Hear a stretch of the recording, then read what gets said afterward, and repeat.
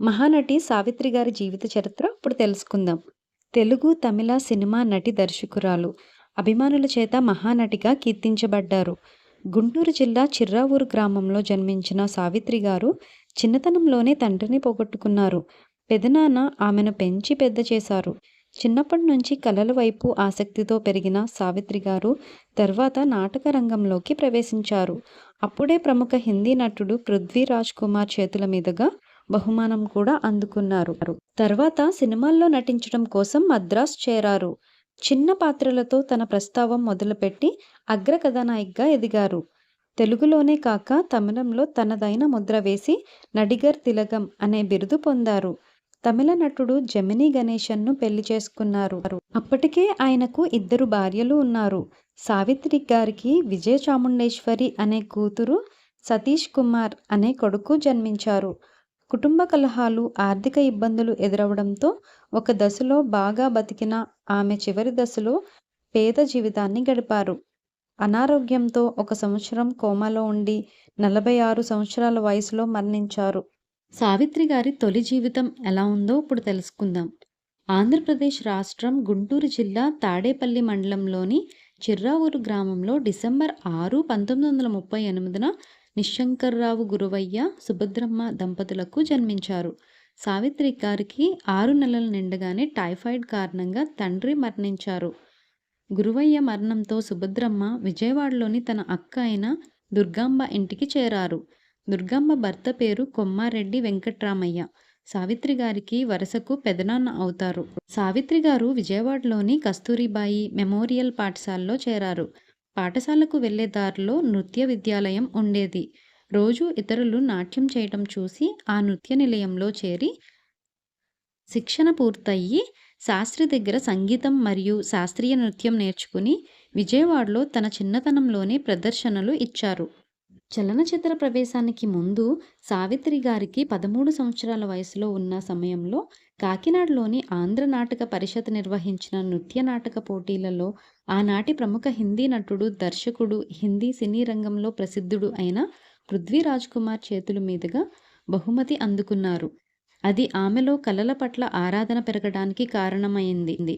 ఆమె 1949లో చలనచిత్రాల్లో నటించడానికి మద్రాసు నగరంలో ప్రవేశించారు. సావిత్రి గారి చలనచిత్ర జీవితం. పెదనాన్న ప్రోద్బలంతో సినిమా రంగం వైపు దృష్టి సారించి ఎన్నో కష్టాలు నోర్చి తిరుగులేని అభినేత్రిగా విరాజిల్లారు. ఎల్వి ప్రసాద్ దర్శకత్వం వహించిన సంసారం సినిమాలో చిన్న పాత్ర పొంది ఆనక ఆ పాత్రకు తగ్గ వయసు లేదని అందులో నుండి తొలగించబడ్డారు. ఆ తర్వాత కెవి రెడ్డి దర్శకత్వం వహించిన పాతాళ భైరవలో ఒక చిన్న పాత్రలో నటించారు. పెళ్లి చేసి చూడు ఆమె సినీ జీవితంలో ఒక మలుపు అని చెప్పవచ్చు. తన నటనా ప్రతిభను నిరూపించుకోవడానికి ఆమె నృత్య రూపకుడు మరియు దర్శకుడు అయిన వేదాంతం రాఘవయ్య దర్శకత్వం వహించిన దేవదాసు సినిమా వరకు ఆగవలసి వచ్చింది. ఎల్వి ప్రసాద్ దర్శకత్వంలో మిస్సమ్మలో ప్రధాన పాత్ర పోషించారు. ఆ చిత్రంలో ఆమె తెలుగు చిత్ర పరిశ్రమలో అగ్ర కథానాయికగా స్థిరపడ్డారు. 1957లో వచ్చిన తెలుగు చిత్ర చరిత్రలోనే అజరామరం అనదగిన మాయాబజార్ చిత్రంలో ఆమె ప్రదర్శించిన అసమాన నటనా వైదుష్యం ఆమె కీర్తి పతాకంలో ఒక మణిమకుటం.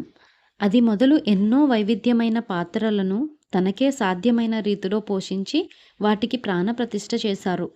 ఆమె తమిళ చిత్రాల్లోనూ నటించి పేరు తెచ్చుకున్నారు. తమిళంలోనూ మహానటి, నడిగెయ్యర్ తిలగం బిరుదు పొందారు. 1968లో చిన్నారి పాపలు సినిమాకు దర్శకత్వం వహించారు. ఆ సినిమాకు ఒక ప్రత్యేకత ఉంది. బహుశా దక్షిణ భారతదేశంలోనే తొలిసారిగా దాదాపుగా పూర్తిగా మహిళలచే నిర్మించబడిన చిత్రంగా ప్రత్యేకత సంతరించుకుంది. 1956లో అప్పటికే 2 పెళ్లిళ్లైన తమిళ నటుడు జెమినీ గణేశన్ను పెళ్లి చేసుకున్నారు. వారికి ఒక కుమార్తె, ఒక కుమారుడు, విజయ చాముండేశ్వరి, సతీష్ కుమార్. అయితే ఆ పెళ్లి విఫలమైంది. ఆస్తిపాస్తులు కోల్పోయి తాగుడుకు, మత్తుమందులకు, నిద్రమాత్రలకు బానిసై 1981 డిసెంబర్ 26న మరణించారు. అభిమానులు, ప్రచార సాధనాలు సావిత్రి గారి జన్మదినాన్ని డిసెంబర్ 6గా జరుపుకుంటారు. మల్లెపూలు, వర్షం సావిత్రి గారికి ఇష్టమైనవి. ఆమెది ఎడమ చేతి వాటం. క్రికెట్, చదరంగం ఆటలను బాగా ఇష్టపడేవారు. చెన్నైలో క్రికెట్ మ్యాచ్ ఉంటే ఆమె తప్పక చూసేవారు. వెస్టిండీస్ ప్రముఖ ఆటగాడు గ్యారీ సోబర్స్కు సావిత్రి గారు అభిమాని. ఆ రోజుల్లోనే శివాజీ గణేశన్తో పాటు తారల క్రికెట్లో పాల్గొనేవారు. ఆమె వద్ద ఏనుగు దంతంతో చేసిన చదరంగం బల్ల కూడా ఉండేది. సావిత్రి గారు మంచి చమత్కారి. అంతేకాదు ఇతరులను అనుకరించడంలో కూడా దిట్ట. ఆమె తన భర్త జమినీ గణేశన్ను, రేలంగిని, బి సరోజినీదేవిని, ఎస్వి రంగారావుని ఇంకా అనేక మందిని ఆమె తరచూ అనుకరించేది.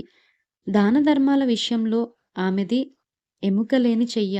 ఒకసారి నిండుగా నగలతో అలంకరించుకుని ప్రధానమంత్రి లాల్ బహదూర్ శాస్త్రిని కలిసేందుకు వెళ్ళి అక్కడ మొత్తం నగలన్నిటినీ ఒలిచి ప్రధానమంత్రి సహాయ నిధికి దానమిచ్చేశారు. సావిత్రి గారి అపజయాలు చూద్దాం. మహానటి సావిత్రి గారి జీవితంలో సంభవించిన వరుస అపజయాలు ఆమెను ఆర్థికంగానూ మానసికంగానూ బాధించాయి. ఆమె దర్శకత్వం వహించిన మొదటి చిత్రం చిన్నారి పాపలు.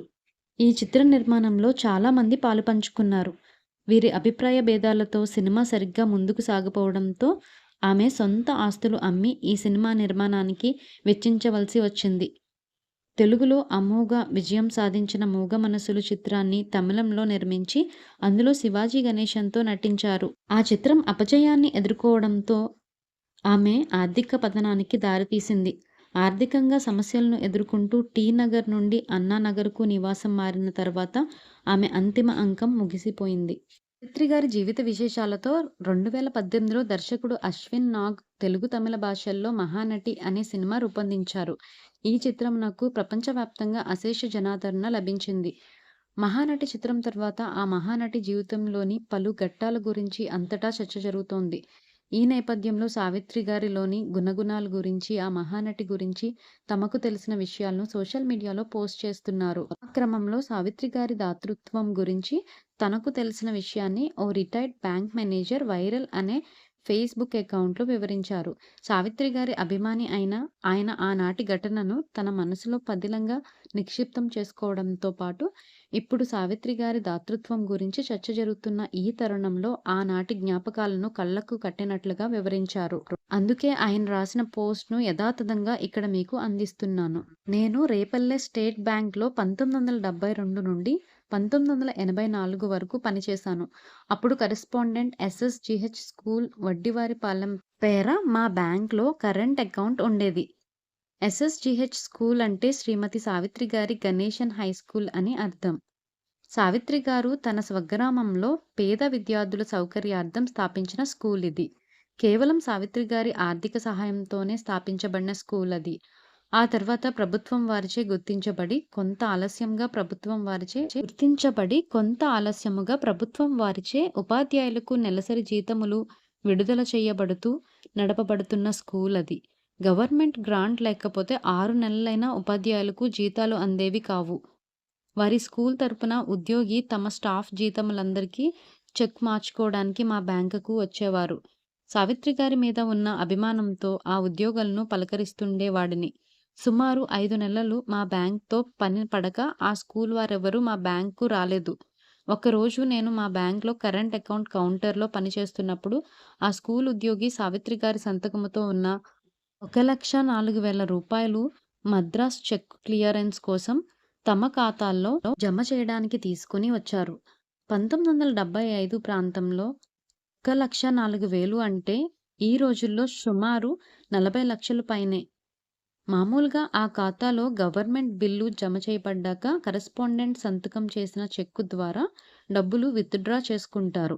అది రెగ్యులర్గా జరిగే ప్రొసీజర్. దానికి భిన్నంగా సావిత్రి గారి సంతకంతో తమ స్కూల్ ఖాతాలో జమ చేయడానికి చెక్కు రాయడంతో ఆసక్తి ఆపుకోలేని నేను, ఇదేమిటి సార్, రొటీన్కు భిన్నంగా సావిత్రి గారి సంతకంతో చెక్కు తెచ్చారు అని అడిగాను. దానికి అతను, ఈ మధ్య సావిత్రి గారు స్కూల్ ఎలా నడుస్తోంది అని మా కరెస్పాండెంట్ గారిని ఫోన్లో అడిగారు సార్. దానికి మా కరెస్పాండెంట్ గారు 5 నెలల నుండి ప్రభుత్వ గ్రాంట్ లేక పనిచేసే ఉపాధ్యాయులకు సిబ్బందికి జీతాలు లేవమ్మా, తిండికి లేక చాలా ఇబ్బంది పడుతున్నారమ్మా అని చెప్పారు. ఆ విషయం విన్న సావిత్రి గారు కరెస్పాండెంట్ గారిని వెంటనే మద్రాస్ రమ్మన్నారు.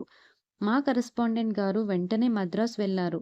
సిబ్బందికి 5 నెలలుగా జీతాలు లేక ఇబ్బంది పడుతున్నారని తెలుసుకున్న సావిత్రి గారు ఎంతో కదిలిపోయి, తన స్వంత డబ్బులు రూ. 1,04,000 మొత్తం 5 నెలల బకాయిలకు చెక్కు రాసిచ్చి, "ముందు సిబ్బంది బకాయిలు చెల్లించండి. తర్వాత గ్రాంట్ సంగతి మనం చూసుకోవచ్చు" అని అన్నారు సార్ అని నాకు చెప్పారు. ఇంతకన్నా ఆ మహాతల్లి దాతృత్వానికి నిదర్శనం ఏం కావాలి?